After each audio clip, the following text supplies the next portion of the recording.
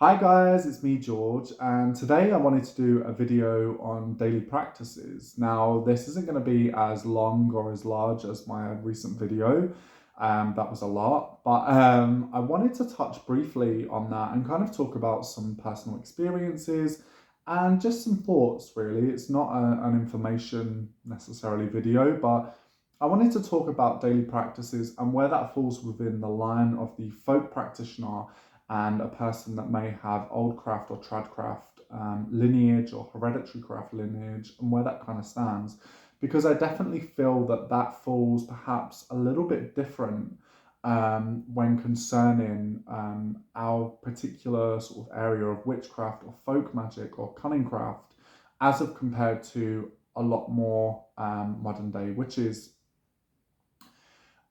So first and foremost, when we talk about daily practices, what are we actually talking about, right? I mean, a daily practice, what does that mean?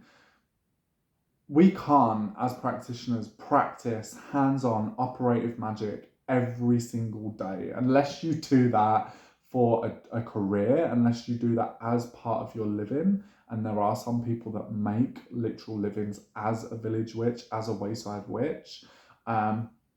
Or perhaps they run shops or botanicas, things like that. But more or less, our everyday Joe Bloggs practitioner or Jane Doe practitioner, we essentially practicing operative magic every single day personally for results-based magic. I would not necessarily personally deem as very healthy. I wouldn't. Now, obviously, I'm very enthusiastic about operative results-based magic. I'm a folk magician, I'm a witch, do you know what I mean? But a daily practice refers more so to ways in which we can keep in touch, to ways in which we can keep connected to the other world. And there are various practitioners throughout different periods of time that have utilized different ways. Cecil Williamson used to speak to his shadow an hour or 2 hours per night, which is a lot, in regards to this. And not only that, he also claimed to keep his body clean from alcohol, any narcotics, anything like that. There are ways in which people kind of essentially create their own personal forms of praxis. But what are the reasons why? Why do we need to do this? The first and foremost reason that I would say is that a person is engaging in a personal practice in order to keep them well oiled, in order to keep the gear sticks well oiled, in order to prevent them from getting a bit rusty. And I think that daily practice definitely enables this. There is definitely the terminology of use it or lose it, or practice makes perfect. And I think that this is actually one of the ways we're able to keep up that practice, but not necessarily constantly results-based operative witchcraft.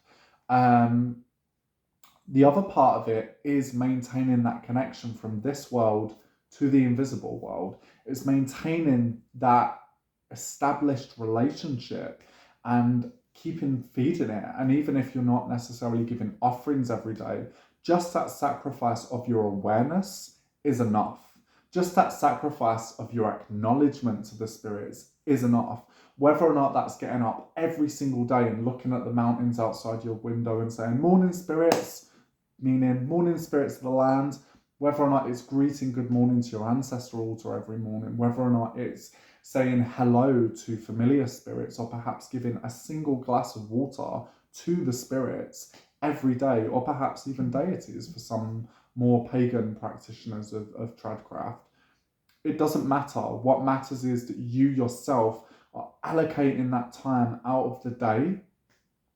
And in this mundane, fucking, quite frankly, demanding world, to allocate 5 minutes a day, just 5 minutes a day to the spirits, that adds up. That's over half an hour a week.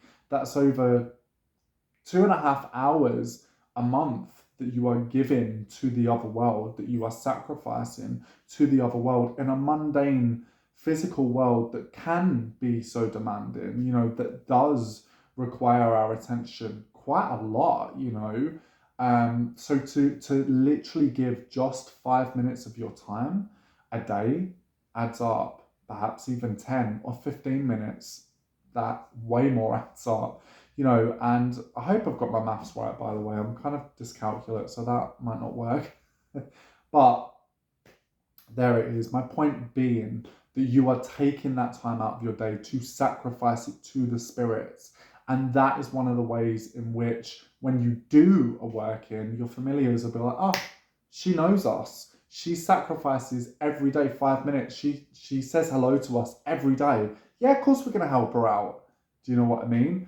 You're keeping that relationship. Not only that, you become closer in such an incredible way. So that's another way. And the other thing about this is that, really and truly, you know, we as spirit workers, particularly as spirit workers, you know, we will talk about, yeah, it's just keeping that relationship and companionship up with the spirits, but also it's keeping that relationship up with you. You are a spirit too. And by doing a daily practice, sometimes you're strengthening your own spirit. You're empowering that fetch. You're empowering that God self. You're empowering who you are. You're raising that inner fire. You know, and as a witch, as a practitioner, to do something and take that time out and say, I acknowledge you. I know you all. I acknowledge you, and I acknowledge myself. You know, I acknowledge who I am. I acknowledge my own power, and it helps build your own personal power, not just as a witch, but as a human being. You know, I would say for a year now, I have had various different forms of daily practice, whether that be meditation, whether it be Kabbalistic work that I have done, and now on to another form, per se, of meditation, and not necessarily meditation, but working a little bit more ecstatically.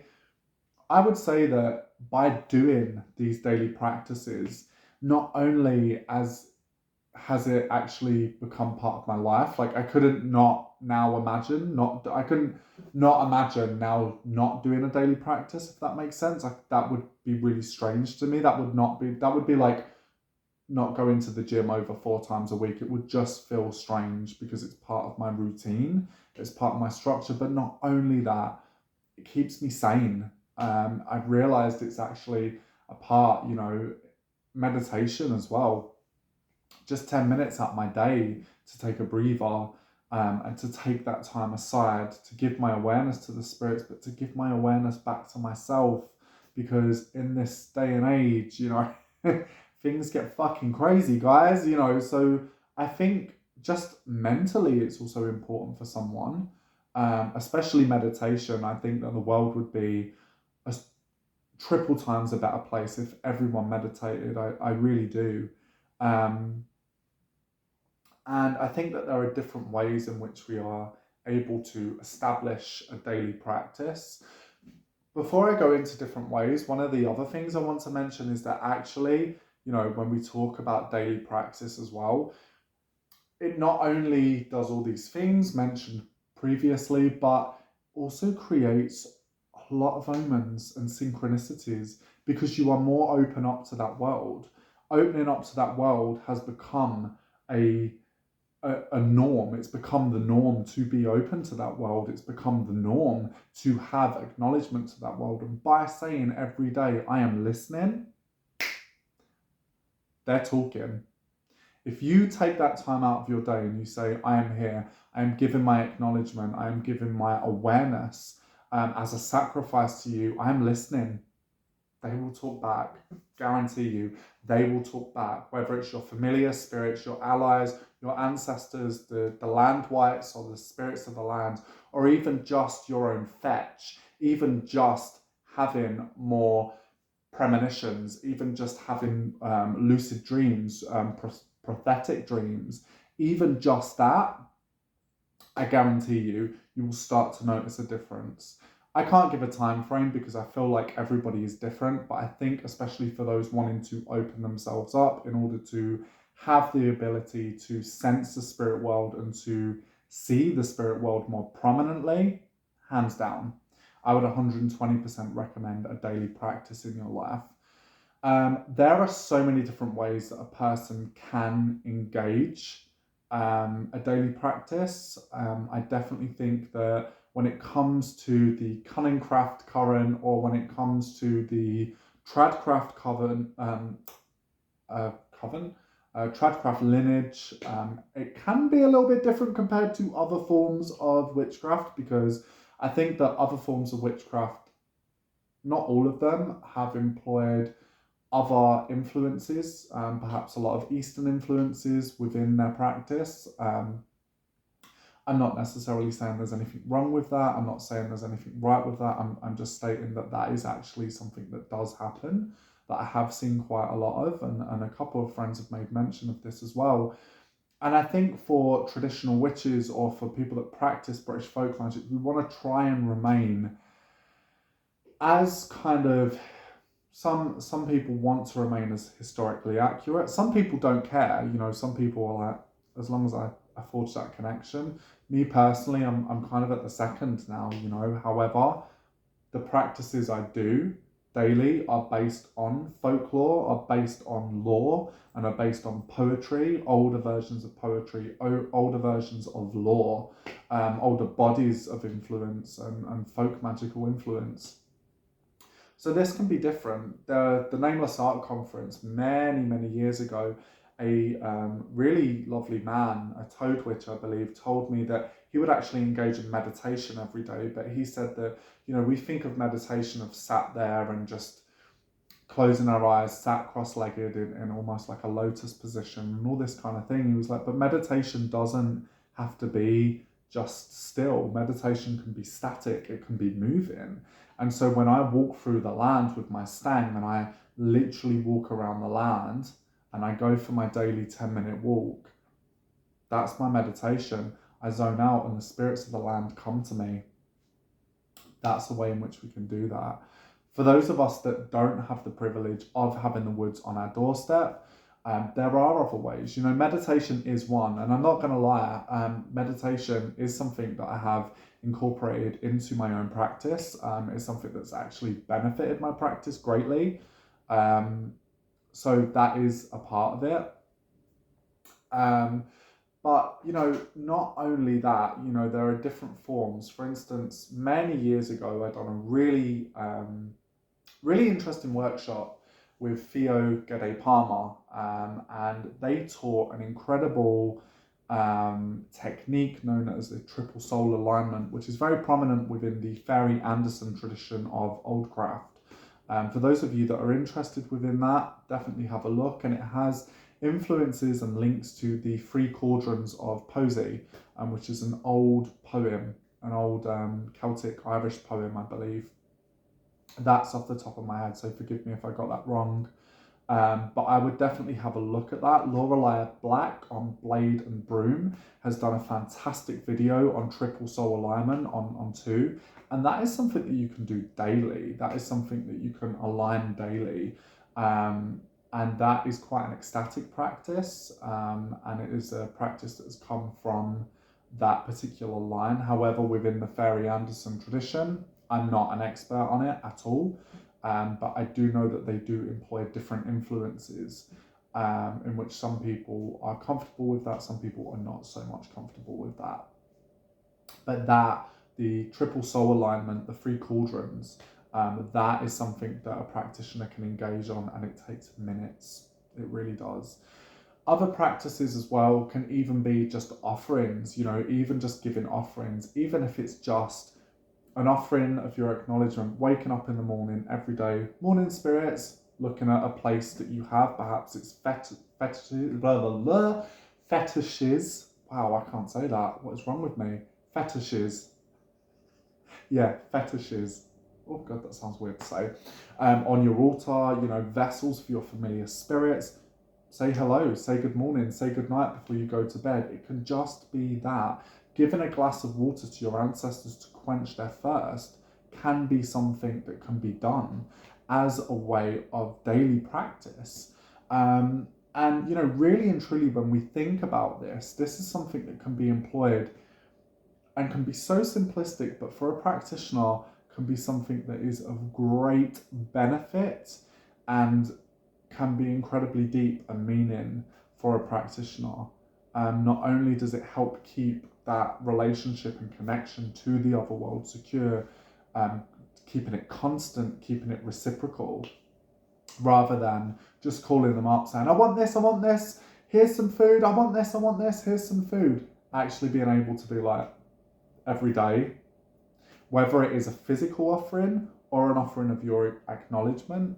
You know, for instance, when you do something such as the triple soul, the three cauldrons, that is something you're giving your acknowledgement to the ancestors, to your fetch, and to Godhead, to deity, to the divine within yourself. So that's something that's pretty potent, and it's pretty effective as well. So I would definitely recommend that.